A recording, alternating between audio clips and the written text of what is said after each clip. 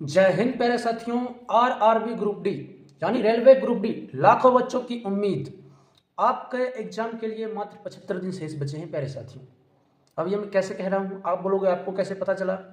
दोस्तों, आज से कुछ दिन पहले यानी 13 मई को आरआरबी एनटीपीसी का एग्जाम शेड्यूल जारी कर दिया गया था, जिसमें 5 जून से लेकर 23 जून तक आरआरबी एनटीपीसी ग्रेजुएट लेवल का एग्जाम कराने का डेट जारी किया गया। और उसके बाद आपका RRB NTPC under graduate level का एग्जाम लगभग जैसे ही ये एग्जाम समाप्त होगा वैसे ही उसका एग्जाम शुरू हो जाएगा। तो हम ये मान सकते हैं कि जुलाई के फर्स्ट या सेकेंड वीक में आपका आरआरबी एनटीपीसी के अंडर ग्रेजुएट लेवल का एग्जाम चालू हो जाएगा। और उसके लिए भी 10-12 दिन आरआरबी जारी करेगी और लास्ट में जुलाई के लास्ट वीक में या फिर अगस्त के फर्स्ट वीक से आपका आरआरबी ग्रुप डी का एग्जाम चालू हो जाएगा। प्यारे साथियों, यदि हम कैलकुलेट करें तो आपके पास 75 से 80 दिन बचे हैं आपकी तैयारी के लिए। प्यारे साथियों, आपकी तैयारी के लिए 75 से 80 दिन बहुत ज़्यादा है, क्योंकि जिस हिसाब से आरआरबी एनटीपीसी का एग्जाम डेट जारी किया है, 13 मई को जारी किया और 5 जून को बोला एग्जाम है, मात्र 20 दिन समय दिए। प्यारे साथियों, इसलिए आप एग्जाम डेट का इंतजार नहीं कीजिए, ना नोटिस का इंतजार कीजिए, बस आप अपनी तैयारी को मजबूत कीजिए, अपनी तैयारी पे फोकस कीजिए। आप खुद ब खुद आगे बढ़ जाएंगे। आपको टेंशन नहीं होगी, चाहे 20 दिन दे, चाहे 10 दिन पहले नोटिस निकाले, अगले दिन एडमिट कार्ड जारी कर दे, आपको कोई समस्या नहीं होगी। लेकिन यदि आप सोचते हैं कि जब एग्जाम डेट आएगा तब मैं करूँगा, तो बहुत लेट हो जाएगी। प्यारे साथियों, आपको अपनी पढ़ाई पे फोकस करने के लिए इस 75 से 80 दिनों में क्या कुछ करना चाहिए, क्या रणनीति रहनी चाहिए, इस पर यदि मैं बात करूं आपके साथ, तो हम इसमें 3 बिंदुओं पर ध्यान देंगे। पहला बिंदु है आपका रीडिंग। प्यारे साथियों, जो आपका सिलेबस है उसकी तैयारी करनी है आपको। दूसरा बिंदु है आपका मॉक टेस्ट। मॉक टेस्ट शुरू में साप्ताहिक लगाना है और लास्ट में डेली लगाना है। और सबसे तीसरा पॉइंट और आखिरी पॉइंट जिसके बिना आपका सिलेक्शन नहीं हो सकता, वो है रिवीजन। प्यारे साथियों, आप कितना भी पढ़ लोगे, यदि आप रिवीजन नहीं कर रहे हैं तो आपका सिलेक्शन नहीं हो पाएगा। यह मैं इसलिए कह रहा हूं क्योंकि यदि आप रिवीजन नहीं कर रहे, आप 2 पेज पढ़िए और 2 ही पेज का रिवीजन कीजिए, ताकि उस 2 पेज से जो क्वेश्चन है वो आपसे ना छूटे। आपने पूरा बुक पढ़ लिया लेकिन आपको याद कुछ नहीं है, तो उस बुक पढ़ने का कोई फायदा नहीं है। आपने हाफ बुक ही पढ़ा लेकिन हाफ बुक पूरा याद है, तो वो आपके लिए फायदेमंद होगा। इसलिए रिवीजन बहुत जरूरी है। यदि मैं बात करूं नंबर 1 पॉइंट रीडिंग की, तो प्यारे साथियों, रीडिंग में सिलेबस आपका बहुत कुछ है, पढ़ने के लिए हमारे पास बहुत कुछ है, लेकिन हमें वही टॉपिक पढ़ना है जिससे एग्जाम में क्वेश्चन पूछे जाते हैं। हमारा लास्ट मोटिव ज्ञान एकत्रित करना नहीं है, हमें सरकारी नौकरी चाहिए, हमें सैलरी चाहिए, हमें पैसा चाहिए, हमें अपना घर चलाना है। तो हम वही पढ़ेंगे जो हमारे लिए इंपॉर्टेंट है, जो हमारे एग्जाम में पूछा जाता है। यदि मैं बात करूं मैथ और रीजनिंग की, तो प्यारे साथियों, मैथ और रीजनिंग आपको पूरा ही पढ़ना पड़ेगा। उसका कोई फिक्स शेड्यूल नहीं है कि इसी टॉपिक से पूछेगा, इसी टॉपिक से नहीं पूछेगा। हाँ, 1-2 चैप्टर को आप स्किप कर सकते हैं जिससे क्वेश्चन नहीं पूछे जा रहे हैं, बाकी मैथ और रीजनिंग आपको पूरा पढ़ना पड़ेगा। प्यारे साथियों, मैथ और रीजनिंग यदि आपने पढ़ लिया है तो उसका लगातार प्रैक्टिस कीजिए, क्योंकि क्वेश्चन तो आपसे बन जाता है लेकिन एग्जाम में टाइम मैनेजमेंट नहीं हो पाता है। टाइम मैनेजमेंट सिर्फ प्रैक्टिस से होगा। तो मैथ रीजनिंग आपको पूरा पढ़ना है। मेन हमारा बच जाता है जनरल नॉलेज, जनरल साइंस और करंट अफेयर्स। इससे जो क्वेश्चन पूछे जाते हैं, मैथ और रीजनिंग के क्वेश्चन तो सब बना लेते हैं प्यारे साथियों। मेन आपका जो मेरिट आता है, मेन आपका जो मेरिट में कट ऑफ अप डाउन होता है, वो जीके जीएस के कारण होता है। आपका स्कोर यदि कम आ रहा है तो जीके जीएस के कारण कम आ रहा है, आपका स्कोर अच्छा जा रहा है तो जीके जीएस के कारण अच्छा जा रहा है। ये आपको मानना पड़ेगा, क्योंकि मैथ और रीजनिंग सारे बना लेते हैं। तो यदि मैं बात करूँ जीके जीएस में भी हमारे पास पूरा भंडार पड़ा है पढ़ने के लिए। तो हम क्या करें, यदि हम आपके सिलेबस को देखें पिछले 3 सालों में किस सब्जेक्ट से कितना क्वेश्चन पूछा गया है, तो मैं आज बात करूं आपके साथ बायोलॉजी से 10 से 12 क्वेश्चन पूछे गए हैं, फिजिक्स से 6 से 8, केमिस्ट्री से 6 से 8, हिस्ट्री से 3 से 4, पॉलिटी से 2 से 3, इकोनॉमिक्स से 1 से 2, ज्योग्राफी से 2 से 3 और स्टैटिक, जीके और करंट अफेयर्स से 6 से 10 क्वेश्चन पूछे गए हैं। तो सबसे ज़्यादा वेटेज हमारे पास साइंस में बायोलॉजी का है, सेकंड नंबर पे वेटेज स्टैटिक, जीके और करंट अफेयर्स का है, और थर्ड नंबर का वेटेज फिजिक्स के पास है।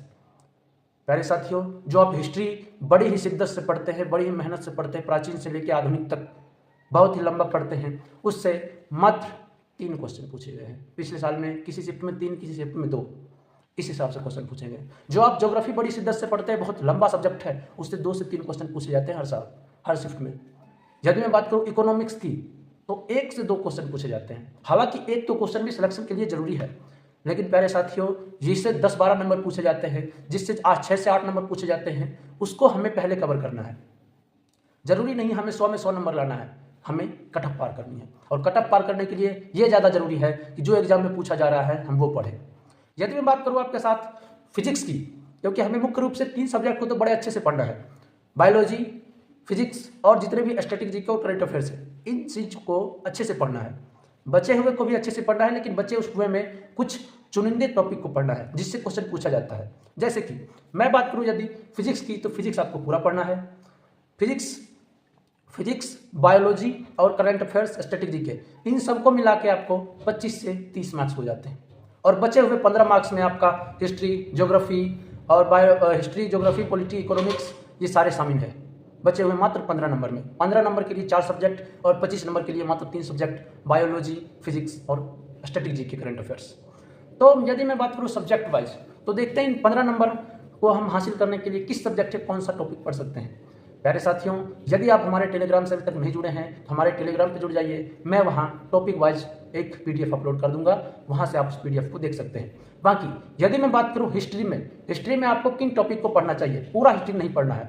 आधुनिक भारत का इतिहास आपको पढ़ लेना है, मुगल वंश, ईस्ट इंडिया कंपनी के बाद का पूरा इतिहास पढ़ लेना है, उससे पहले का मुगल वंश, मौर्य वंश, जितने भी वंश हैं उसके वंशज और मुगल वंश, मौर्य वंश को थोड़ा डिटेल में पढ़ लेना है।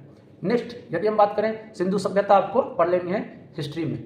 यदि मैं बात करूं ज्योग्राफी में जलवायु, मृदा, पृथ्वी की आंतरिक संरचना, दर्रे, जितने भी नदी नाले हैं, ये सारे आपको पढ़ने हैं। हालांकि नदी नाले और दर्रे ये स्टैटिक का भी पार्ट बन जाता है, लेकिन आपको ज्योग्राफी में भी पढ़ना है ताकि आपका रिवीजन हो जाए। पॉलिटी एक बहुत अच्छा सब्जेक्ट है प्यारे साथियों, जो छोटा है और अच्छा वेटेज दे जाता है। यदि पॉलिटी से क्वेश्चन पूछा जाता है तो आपको 100% बन ही जाएगा।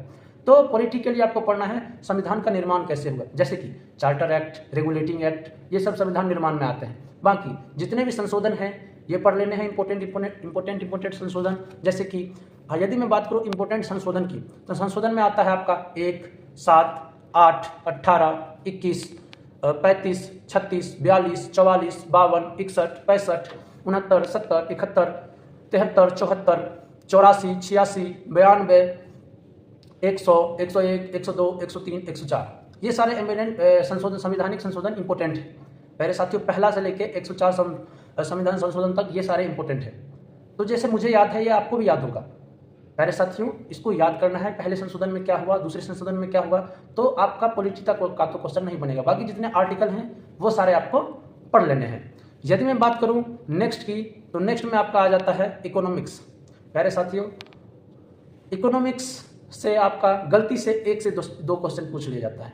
1 से 2 क्वेश्चन कहने का मतलब है कभी पूछेगा कभी नहीं पूछेगा। तो इसके लिए कुछ सिलेक्टेड टॉपिक ध्यान नहीं देना है, इसको आप स्किप भी कर सकते हैं, क्योंकि इकोनॉमिक्स बहुत बड़ा सब्जेक्ट है। इसको आप स्किप इसलिए कर सकते हैं, आपको पहले फर्स्ट नहीं बताया, ज्ञान नहीं लेना है, आपको सिलेक्शन लेना है। और सिलेक्शन लेने के लिए पढ़ेंगे वही जो एग्जाम में पूछा जाएगा। तो प्यारे साथियों आपका ये इकोनॉमिक्स तक का हो गया। अगला हम बात करते हैं केमिस्ट्री का। तो केमिस्ट्री में हम क्या पढ़ें, केमिस्ट्री में परमाणु की संरचना, अम्ल क्षार, धातु अधातु, रासायनिक अभिक्रिया, ये सारा आपको केमिस्ट्री में पढ़ना है। ये तो था आपका नंबर पहला पॉइंट। नंबर दूसरा पॉइंट आपका था मॉक टेस्ट। मॉक टेस्ट में आपको उन टॉपिक से क्वेश्चन भी बनाने हैं जिन टॉपिक को आपने पढ़ लिया है। जैसे एग्जाम्पल के लिए आपने सभी संवैधानिक संशोधन पढ़ लिए हैं, तो आपको जो है प्रीवियस ईयर क्वेश्चन से वो क्वेश्चन उठाने हैं जो संवैधानिक संशोधन से पूछे गए हैं। क्या वो क्वेश्चन आपसे बन जाता है? यदि नहीं बनता है तो आपने कहीं ना कहीं कुछ मिस्टेक जरूर किया है, आपको उसका रिवीजन जरूर करना है। तो इस प्रकार से आपको मॉक टेस्ट देना है। जो टॉपिक आपने पढ़ लिया है उस टॉपिक से रिलेटेड क्वेश्चन भी सॉल्व करने हैं। यदि मैं आपके साथ बात करूं कि अब हम फुल मॉक टेस्ट कैसे लगाएंगे, तो full mock test only depend करता है टाइम मैनेजमेंट पे। प्यारे साथियों वही 100 क्वेश्चन के लिए यदि आपके पास 1.5 घंटा दिया जाए तो आप जितने क्वेश्चन सॉल्व कर पाओगे, मान लो आप 70 क्वेश्चन सॉल्व किया आपने 1.5 घंटे में, यानी 1 घंटे 30 मिनट में, और उन्हीं 100 क्वेश्चन के लिए आपको 3 घंटा दिया जाए तो आप 85 से 90 क्वेश्चन सॉल्व कर दोगे। तो प्यारे साथियों टाइम का बहुत बड़ा इफेक्ट पड़ता है आपके एग्जाम पे, तो टाइम मैनेजमेंट आपके लिए बहुत ज़रूरी है। टाइम मैनेजमेंट के साथ साथ मॉक टेस्ट का मतलब सिर्फ ये नहीं होता कि मॉक टेस्ट बना लिया और छोड़ दिया। प्यारे साथियों मॉक टेस्ट बनाकर उसका प्रॉपर एनालिसिस करना है।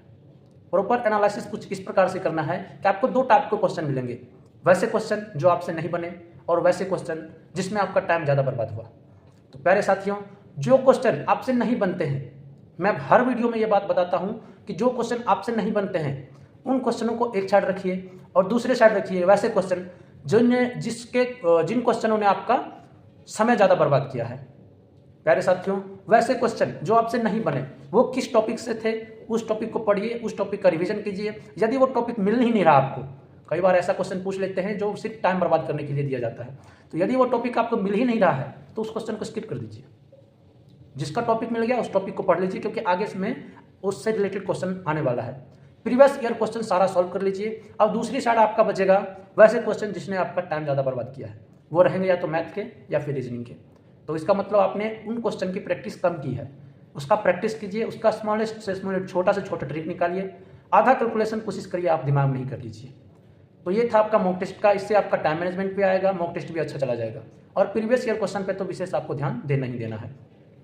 यदि मैं बात करूं नंबर तीसरा पॉइंट आपका था रिवीजन।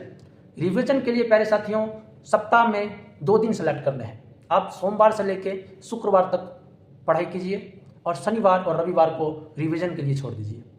शनिवार रविवार मॉक टेस्ट लगाइए। मॉक टेस्ट आपको फुल मॉक टेस्ट पूरे रिवीजन कराएगा जितना आपने शुरू से लेकर लास्ट तक पढ़ा है, और आप जो भी उस वीक में पढ़ा है उन 5 दिनों में सोमवार से लेकर शुक्रवार तक आपने जो भी पढ़ा है उसका रिवीजन कीजिए। तो वीकली रिवीजन आपका हो जाएगा जो आप सोमवार से शुक्रवार तक पढ़ोगे, और जब आप मॉक टेस्ट लगाओगे तो उसमें जो क्वेश्चन नहीं बनेगा उसका रिवीजन करोगे तो आपका शुरू से जब से आपने पढ़ाई शुरू की है तब से लास्ट तक का रिवीजन हो जाएगा। जो क्वेश्चन नहीं बनेगा उसका आप रिवीजन कर लोगे। तो ये था आपका रिवीजन का। तो प्यारे साथियों, आपका मेन फोकस रिवीजन पर भी होना चाहिए। ऐसा नहीं है कि आप पढ़ लोगे तो पढ़ते चले जाओगे तो आपका सिलेक्शन हो जाएगा। रिवीजन आपको कंठस्थ बनाती है, रिवीजन से आपका विश्वास होता है आपके अंदर। रिवीजन के कारण ये होता है कि मैं क्वेश्चन ये बना दूंगा, मैं तो ये जानता हूँ, नहीं तो आप कंफ्यूज रह जाएंगे। पढ़ तो लेंगे सब कुछ लेकिन आप कंफ्यूज रह जाएंगे। रिवीजन कर लेंगे तो आप कंफर्म हो जाएंगे कि हाँ ये क्वेश्चन का आंसर ए राइट है। तो कुछ इस प्रकार से आप रिवीजन कर लीजिए, तैयारी कर लीजिए। तो ये थी आपके लिए जानकारी। आपको जानकारी कैसे लगी? प्यारे साथियों, सिलेक्शन के लिए आपको बहुत ही मेहनत करनी ही पड़ेगी। ऐसे ही सिलेक्शन किसी को नहीं मिलता, ऐसे ही सरकारी नौकरी किसी को नहीं मिलती। आपको तैयारी करनी पड़ेगी, मेहनत करनी पड़ेगी, तब जाके कहीं सरकारी नौकरी लग पाएगी। तो प्यारे साथियों, आपको जानकारी कैसी लगी कमेंट में ज़रूर बताएं। तो मिलते हैं किसी नेक्स्ट वीडियो में, तब तक के लिए जय हिंद जय भारत।